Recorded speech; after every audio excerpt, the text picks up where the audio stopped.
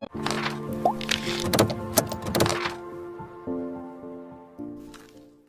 sini kami akan membahas mengenai Islamic Capital Market. Baiklah, berikutnya kita akan membahas mengenai pasar modal syariah. Pasar modal syariah adalah salah satu subsektor dalam industri keuangan syariah yang berfungsi sebagai intermediasi sirkulasi modal.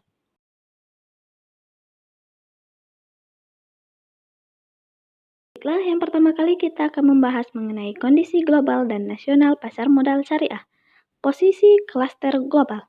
Dalam dekade terakhir, pasar modal syariah adalah kontributor terbesar kedua dalam aset industri keuangan syariah global setelah sektor perbankan, dengan total aset industri keuangan pada tahun 2017 mencapai 2,4 triliun USD. Lalu perkembangan klaster di Indonesia. Pasar modal syariah di Indonesia telah berkembang selama 2 dekade sejak pertama kali diluncurkannya produk reksadana syariah pada tahun 1997. Secara global, industri pasar modal syariah mencakup penerbitan saham syariah.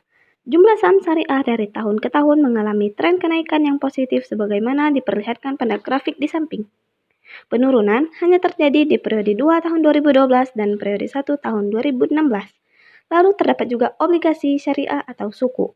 Pasar suku tumbuh pesat setelah diresmikannya Undang-Undang Nomor 19 Tahun 2008 tentang Surat Berharga Syariah Negara, yang kemudian diikuti oleh penerbitan suku negara berdasarkan seri IFR di pasar domestik dengan total nilai penerbitan sebesar 4,67 triliun rupiah.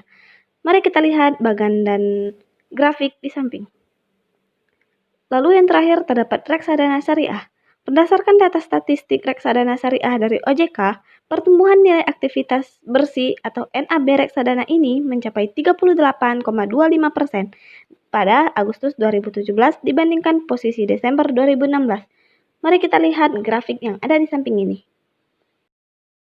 Lalu chain pasar modal syariah, di mana value chain itu terdapat pemodalan yang mana industri utamanya yaitu korporasi dan pemerintah, sedangkan pendukungnya ialah regulasi.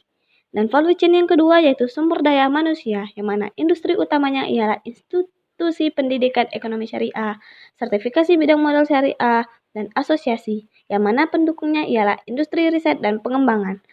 Lalu value chain yang ketiga yaitu pasar atau bursa, yang mana industri utamanya ialah saham syariah, suku, reksadana, IBA syariah, Dinfra syariah, dan Dire syariah. Lalu yang keempat ialah distribusi dan komersialisasi, yang mana industri utamanya ialah bank syariah, asuransi syariah, dana pensiun syariah, industri keuangan lainnya, yang mana pendukungnya yaitu Techfin. Dan value chain yang terakhir ialah pemanfaatan, yang mana industri utamanya ialah industri halal. Baiklah, di sini saya akan menjelaskan analisis SWOT dalam pasar modal syariah. Dalam pasar modal syariah, ada beberapa keunggulan, yakni dalam hal permodalan, terdapat beberapa penerbitan sukuk yang mengalami oversubscribe, baik sukuk negara maupun sukuk korporasi. Untuk kelemahannya, dalam segi permodalan, kesadaran perusahaan untuk berpartisipasi dalam pasar modal syariah masih rendah, sehingga menurunkan realisasi penyerapan modal. Dalam hal pelaku pasar, keunggulan yang dimiliki pasar modal syariah yakni institusi pendidikan dan lembaga ekonomi syariah yang terus berkembang yang mampu menyediakan sumber daya manusia yang andal dan profesional, dan jumlah sumber daya manusia yang melimpah. Nah, untuk kelemahannya, belum optimalnya dukungan pemerintah pada suku korporasi terkait biaya pendaftaran dalam penerbitan dan insentif fiskal, dan basis pelaku pasar yang mayoritas masih rasional dibandingkan loyal syariah. Dan ada juga literasi masyarakat pasar modal syariah sangat kurang dibandingkan industri keuangan lainnya. Keunggulan lainnya atau keunggulan dari segi pasar atau bursa, Indonesia telah memiliki indeks ISSI, JII, dan JII 70 sebagai parameter kinerja saham syariah. Kekurangannya di sini, kurang adanya banding dan sounding terkait bursa syariah bagi seluruh lapisan masyarakat. Belum ada bank Custodian Syariah Full Faided. Keunggulan dari distribusi yakni integrasi keuangan syariah dalam rantai distribusi dan komersialisasi produk-produk pasar modal syariah. Nah, kekurangannya, kurang optimalnya penggunaan teknologi dalam distribusi produk-produk pasar modal syariah. Nah, ada juga keunggulan dari pemanfaatan, terdapat proses dana dan penerbitan instrumen pasar modal syariah yang langsung dimanfaatkan dalam proyek sektor real. Kelemahannya di sini belum adanya sistem tracing dan proses dana yang diperoleh dari penjualan instrumen pasar modal syariah. Dalam hal pasar atau bursa, peluang pasar modal syariah yakni terdapat banyak benchmark perkembangan bursa di luar negeri. Untuk ancamannya, belum adanya inisiatif bursa untuk melakukan screening dan syariah pronouncement pada perusahaan yang tercatat di bursa. Selama ini proses screening dilakukan atas inisiatif perusahaan itu sendiri. Dalam hal distribusi, terdapat banyak institusi keuangan syariah yang siap mendukung pasar modal baik dari pembelian maupun penjualan instrumen. Antara lain industri asuransi syariah, reksadana dan syariah, dan dana pensiunan syariah. Untuk ancamannya yakni perkembangan industri pasar modal konvensional yang semakin pesat dan didukung institusi keuangan syariah yang kuat dalam proses distribusi dana.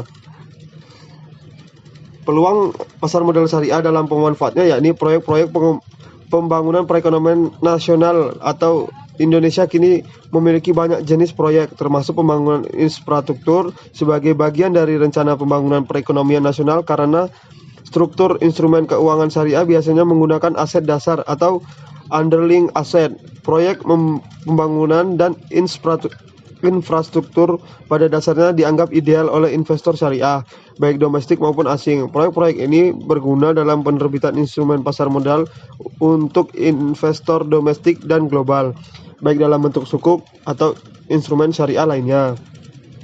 Ancamannya, kesamaan sistem perbendaharaan perusahaan dalam menampung proses instrumen pasar modal dan pasar modal syariah sehingga sulit melacak pemanfaatan real dari dana sukuk atau saham syariah. Nah, di sini saya akan menjelaskan dukungan pasar modal syariah terhadap industri halal. Sukuk negara dapat menjadi salah satu instrumen yang berperan sebagai alternatif pembiayaan bagi perkembangan industri halal selain dari sektor perbankan. Selain sukuk, instrumen lain dalam pasar modal syariah seperti saham syariah dan reksadana syariah dan juga dapat digunakan sebagai alternatif bagi perusahaan yang membutuhkan tambahan pembiayaan dari publik. Syaratnya, perusahaan memenuhi regulasi dan ketentuan yang sudah ditetapkan. Berbeda dengan sukuk, reksadana yang diperoleh dari dana yang diperoleh dari kedua instrumen tidak langsung berdampak pada pengembangan industri halal, namun seluruhnya berpartisipasi untuk mendukung ekonomi syariah di Indonesia.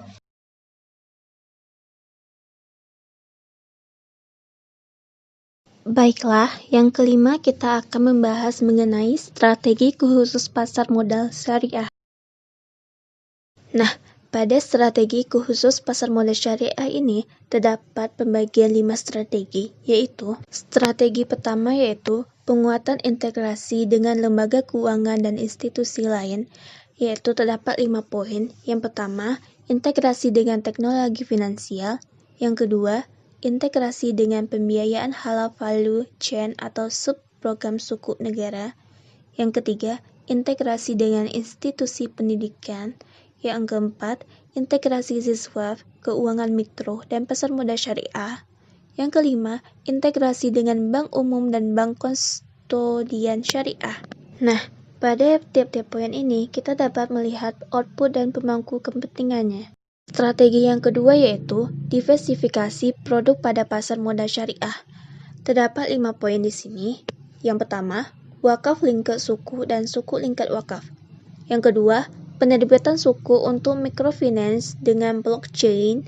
Yang ketiga, penerbitan bulu suku. Yang keempat, pengembangan reksadana wakaf. Yang kelima, memperkenalkan suku musyarakah mutanakisah, yaitu Equity Investment Partnership untuk pembangunan infrastruktur. Strategi ketiga, pemberian insentif untuk mendorong industri halal. Terdapat 4 poin di sini. Yang pertama, pemberian insentif bagi korporasi yang menerbitkan suku. Yang kedua, pemberian insentif bagi Pemda yang menerbitkan suku. Yang ketiga, undang-undang dan peraturan pelaksanaan dalam rangka mendorong penerbitan suku daerah. Dan yang keempat, penyediaan green lands atau fast track penerbitan suku korporasi.